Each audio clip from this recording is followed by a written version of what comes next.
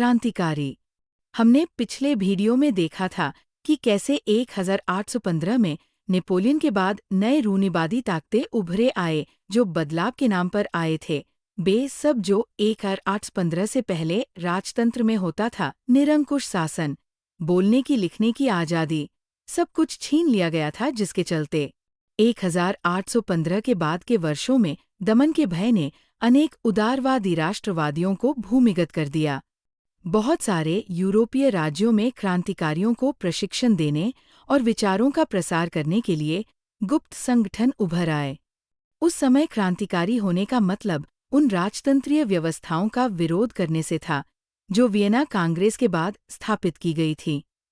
साथ ही स्वतंत्रता और मुक्ति के लिए प्रतिबद्ध होना और संघर्ष करना क्रांतिकारी होने के लिए जरूरी था। ज्यादातर क्रांतिकारी राष्ट्र राज्यों की स्थापना को आज़ादी के इस संघर्ष का अनिवार्य हिस्सा मानते थे। ऐसा ही वो व्यक्ति था इटली का क्रांतिकारी जोसेपी मैत्सिनी।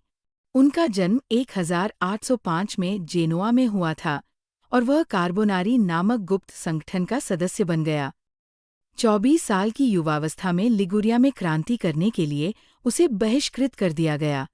तत्पश्चात उसने 2 और भूमिगत संगठनों की स्थापना की। पहला था मार्सेई में यंग इटली और दूसरा बर्न में यंग यूरोप, जिसके सदस्य पोलैंड, फ्रांस, इटली और जर्मन राज्यों में समान विचार रखने वाले युवा थे। मैत्सिनी का विश्वास था कि ईश्वर की मर्जी के अनुसार राष्ट्र ही मनुष्यों की प्राकृतिक इकाई थी। अतः इटली छोटे राज्यों और प्रदेशों के पाबंदों की तरह नहीं रह सकता था। उसे जोड़कर राष्ट्रों के व्यापक गठबंधन के अंदर एकीकृत गणतंत्र बनाना ही था।